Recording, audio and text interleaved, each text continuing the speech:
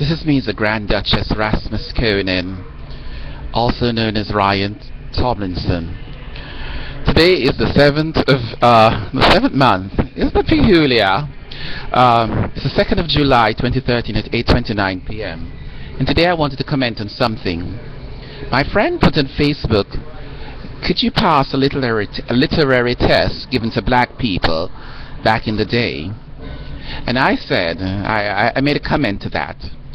Also, I want to comment on discrimination. Three things: discrimination, Paula Dean, and a larger discrimination. Sometimes we don't understand what we do in the way we categorize things and how we put it out there, and the time that we do it too. Do we do it for an appeasement? Is it more important, less important? What is our goal, and how does it come off to the rest of society? I wrote a little quotation, as I always do every day, and I'm not going to talk about being deceived. You know, I wrote something about that I didn't write it so that you would readily understand. But if you do, whatever it means to you, it means to you. And if you're confused, then so be it. Such is life. Many people were confused by Plato and Socrates.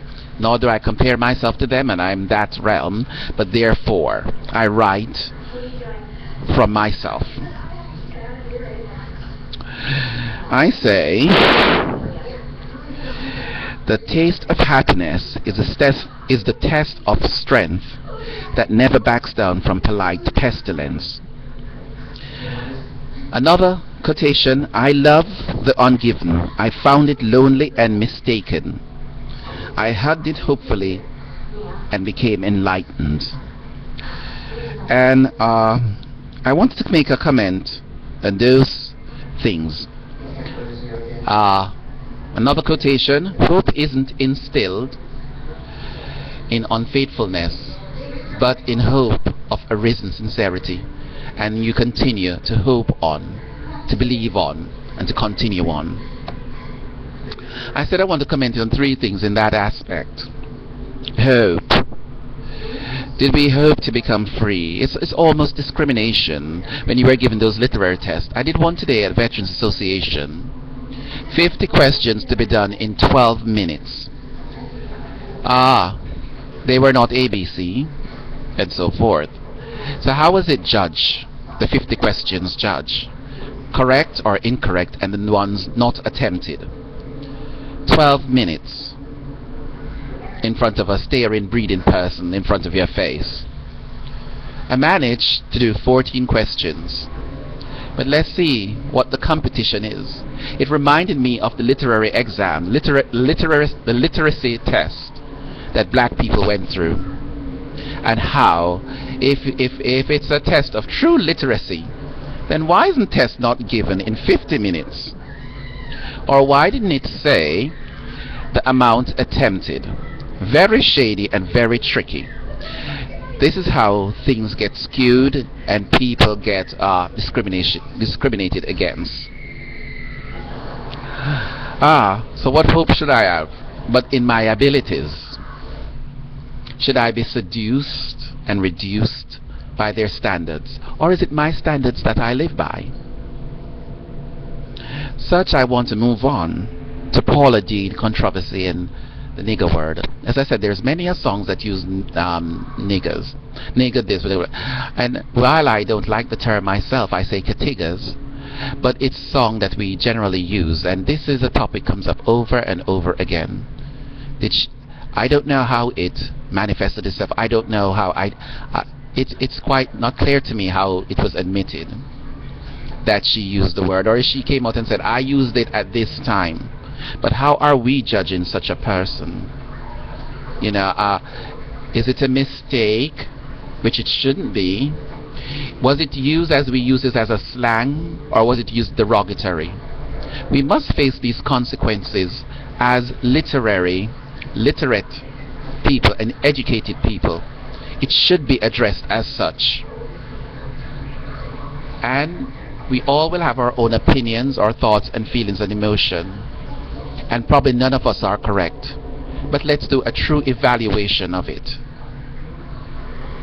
Next, I'm going to go back We talk about niggers and people calling niggers and black and literacy exam. But what there is a strange trend and pattern in American presidents.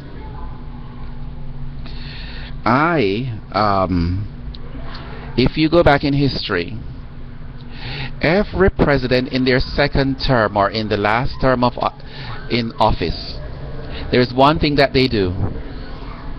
Oh, this is my African policy. Why should the African policy always be the last thing on the list?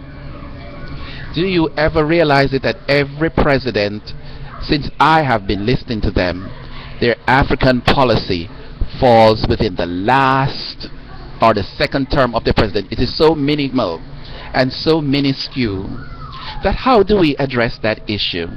Is it racism, sexism, or some sort of xenophobic schism? How do we perceive that? Why isn't the African issue addressed in the first term or somewhere in the middle term of the? Why is it always at the end? Why is it always related to AIDS and helping AIDS patients when Africa is the richest and most resourceful continent in the world? Who owns Africa? And maybe it is so illogic for us to even mention Africa because of the wealth of it, and it's probably owned by Europe. Who knows the lease on Africa, like the lease on Hong Kong?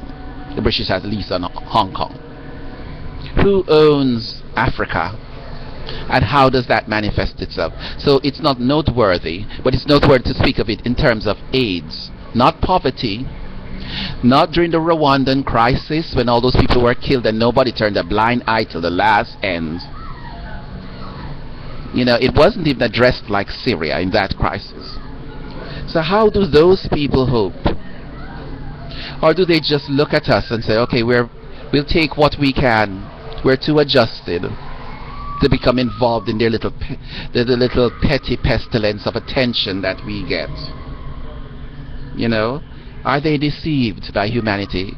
There was a time when they said Africa is the testing ground for biological drugs not yet approved in America. It's poor enough. Some people are poor enough, and they have HIV rampant. God knows, let's not go into the paranoia of how the infection occurs, but let's know that there are people and children suffering from HIV in Africa. And how does that manifest itself? And these drug companies that use human guinea pigs to test on test trials. Is this a free pass to something else? Many of black people died in slavery. Many of Africans died of AIDS. And it didn't start in Africa. And many died because of drug trials. And many more probably become resistant now because of it. As every disease and every human being adapt to environment. So are we racist in how we address issues and we don't realize it? Be careful. Be careful how we call Paula Deen a racist. I am not advocating anything. Something to think about how we address issues in society. Are we racist and how we address Africa and African issue? And this is my African policy at the last term of every presidency. What does that mean to us? Why not in the first term of the presidency? How are we motivated? Or because we have the likes of Bill Gates and so forth to contribute so much to Africa through these drug companies and to elevate these communities, which are it's very necessary. But the standard policy is not a policy that I find fruitfully sincere. This is Misa Grand Duchess Rasmus Coden. Be careful how you address issues. Respect your people. Embrace honesty. Embrace it. And forgive ignorance if you can. Have a good evening.